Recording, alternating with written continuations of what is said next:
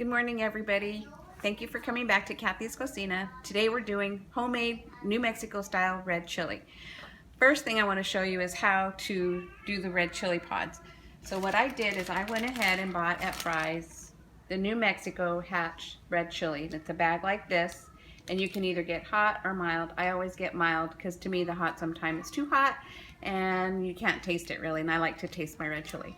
So what I've done with that is I have already, as you can see here, I've already cleaned them out. This is what it looks like. So what you do is you just basically cut the stem off and then try and take as much of the seeds out as you possibly can. If you don't get all of them out, that's okay, because when they're boiling, the seeds will come out. So basically you just de-seed the whole bag is what I've done. Kind of push it down in here in some cold water, and we're going to boil it, and then once it boils we'll turn it down to medium, so it's a small low boil. You'll know when it's done because the way my Nana and my mom used to teach us is when you start coughing from the chili, then it's done. Usually takes about 15 minutes. So we'll go ahead and get this started, and then I'll tell you what the next part is going to be, which is the meat. Okay, this is part two. Since we have the red chili that's here, we're boiling this. We haven't started to cough yet, so we know it won't be ready until you start to cough. See, like I said, when you start to boil it, the rest of the seeds will come out. You can see that, and that's what we want. Now for the second part, we're cutting up the pork loin. I have about 3.5 pounds of a pork loin. I personally like pork loin. You can buy whatever pork is on sale. That works just fine. So what I'm doing now is just cutting it up into cubes. So I've already started, most of it's already started. I try and take off as much of the fat, which is one of the reasons why I like pork loin, because it doesn't have as much fat as any of the other pork that you might find. Especially if it's on sale, it has a little bit more fat in it. So you'll just have to cut that off. So basically what I did is I'm just cutting it into cubes. You can see here. And we're going to cook that down until it gets really, really soft. And the key to that is you have to cover it and simmer it probably for about 20 minutes, 30 minutes. The longer you let it go on simmer, the softer the meat gets, and you really want soft meat when you're doing red chili. So at this point, I'm just going to wash my hands because they're full of meat. I'm going to wash my hands and I'll show you how I season it. Okay, so what I'm going to do now is I'm going to put some salt. I'm going to also show you a cheater way to do it, but for now, we're just going to go ahead and add some salt. Make sure you put plenty of salt because this is the only way that your meat is going to ever get seasoned when you're mixing the chili. You do put garlic in here as well. However, because I'm doing it from scratch, I'm going to blend my fresh garlic with the red chili, so I don't need to put any garlic powder or anything in here. But if you don't have garlic, that's fine. You can go ahead and sprinkle some garlic powder in here so that it cooks within the meat. That's it. So we'll go ahead and let this cook down for about 20 minutes, 30 minutes until it's really soft. In the meantime, we'll wait for the chili to start making us cough, and then we'll come back and we'll put it all together. See you in a few. Okay guys, really quick, we're going to show you where we're at in the process. So my chili is starting to boil, as you can see that. We can already smell it in the house. So we probably have about another 3 minutes or so before we start coughing, and then we know it's ready. So actually, and all together, it's about 10 minutes is what you want to do it. Basically, why you're doing this is just to soften the chili pods.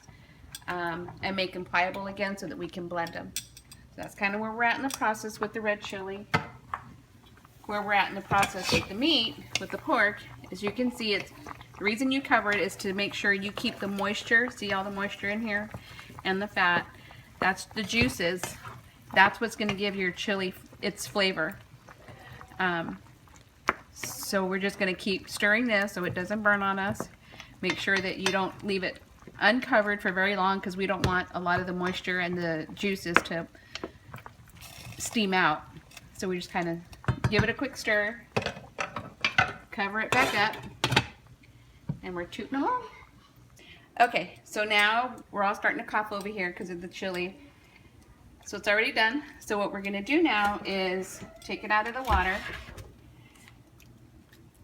just like this, and put it in the blender.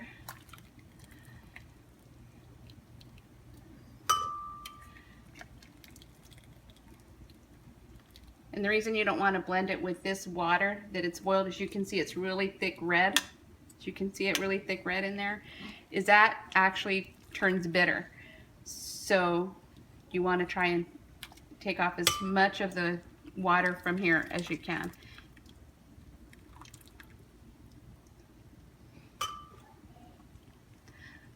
I'm going to try not to overfill my blender, but I'm hoping it will all fit in this one. You don't want to overfill the blender because then it won't blend right. So you might have to do it in batches.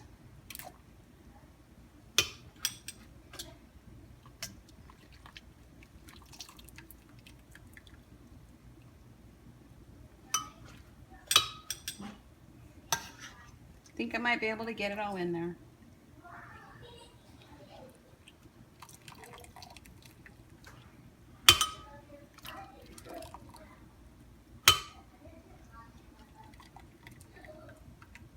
Probably would be easier if you put it in a colander to drain, but this is how my mom and my nana used to do it, so I just do it this way too. Also saves from having to wash extra dishes, and if you're like me, you don't like washing dishes. I hate washing dishes, so I try to avoid it. So yep, I'm going to be able to get it. This juice right in here, you don't need it for anything else, so you can just throw it away. Okay, so we're back. So we're getting ready to blend this up, and I have about 4 garlic cloves, as you can see here.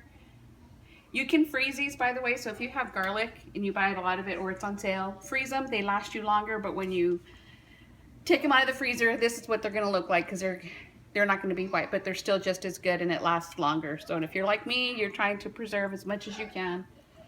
So I have about 4 garlic cloves. Again, we salted the meat, so that has seasoning in it.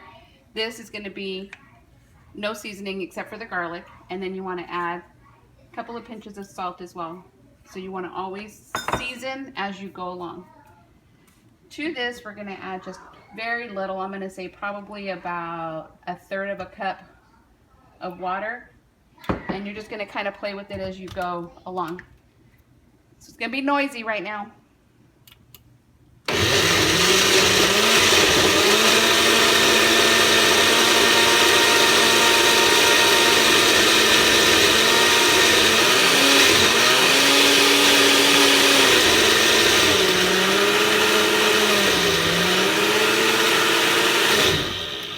Okay, now as you can see, it's still kind of thick, so that's why I said just start off with about 1/3 of water.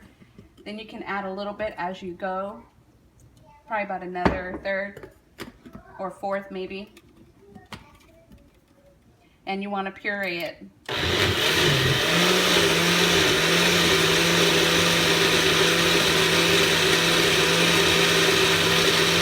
And what you're looking for is, you can kind of see the shredding of it. You want to get it as finely shredded and pureed as you possibly can, so you don't have a lot of big thick chunks in it.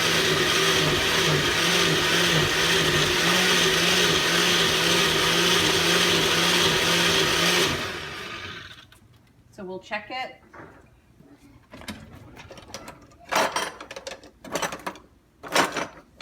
Another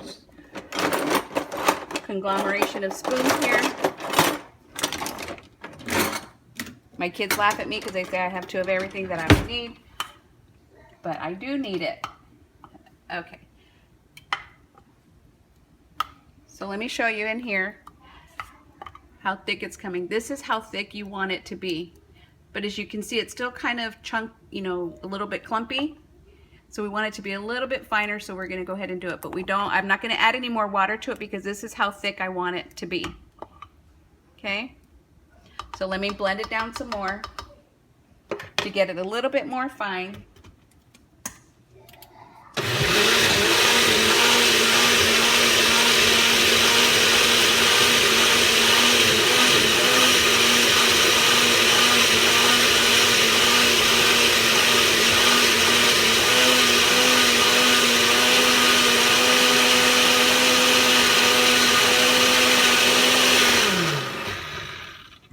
Check it out one more time, see if I got it right where I want it. It's getting there. Probably another couple more minutes. So you can see on the side of the blender, see those? They're called peelings. We call them bellejitos, but they're really peelings is what it looks like from the outside skin of the red chili. So we want to try and get those broken down as fine as we possibly can. So maybe another couple more minutes and we're good. My meat is still going. As you can see, my meat's still going. By the time I'm done with this, I'm hoping that my meat will be soft enough where we could put it together. So let's, a couple more minutes.